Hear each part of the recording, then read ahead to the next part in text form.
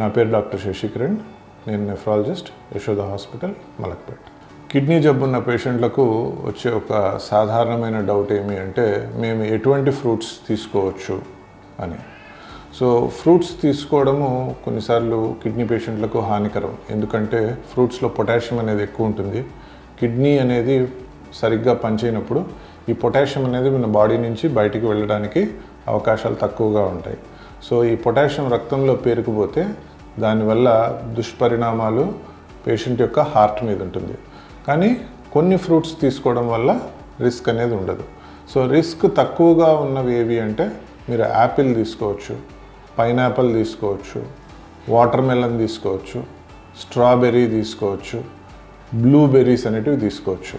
So ఇవి ఎంత మోతాదులో తీసుకోవాలి అంటే స్మాల్ కప్ అంటాం, అంటే ఒక 100 గ్రాములలాగా తీసుకోవచ్చు. ఎన్నిసార్లు తీసుకోవచ్చు? వారానికి 1 లేక 2 సార్లు తీసుకోవచ్చు. సో తీసుకునే పద్ధతి ఏమిటి?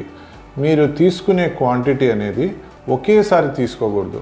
దీన్ని రోజంతట్లో ఒక 3 ఫ్రాక్షన్స్గా, అంటే పగలు కొద్దిగా, మధ్యాహ్నం కొద్దిగా, రాత్రి కొద్దిగా తీసుకోవడం వల్ల మీ పొటాషియం లెవెల్స్ బ్లడ్లో సడన్గా ఇంక్రీజ్ కాకుండా మనము కాపాడుకోవచ్చు. రెండవది ఏమి అంటే కనుక జ్యూస్ లాంటిది తీసుకోవడం అనేది హానికరం. ఎందుకంటే మనం ఇదే ఫ్రూట్స్ నుంచి జ్యూస్ తయారు చేసామనుకోండి, పొటాషియం అనేది చాలా కాన్సన్ట్రేట్ అయిపోతుంది ఆ జ్యూస్లో. సో దానివల్ల బ్లడ్లో పొటాషియం లెవెల్స్ పెరగడానికి ఛాన్స్ ఎక్కువగా ఉంటుంది. సో ఫ్రూట్ తీసుకోవాలి అంటే అది ఫ్రూట్ లాగా తీసుకోవడమే బెటర్. సో కొన్ని ఫ్రూట్స్ అస్సలు తీసుకోకూడనివి ఉంటాయి.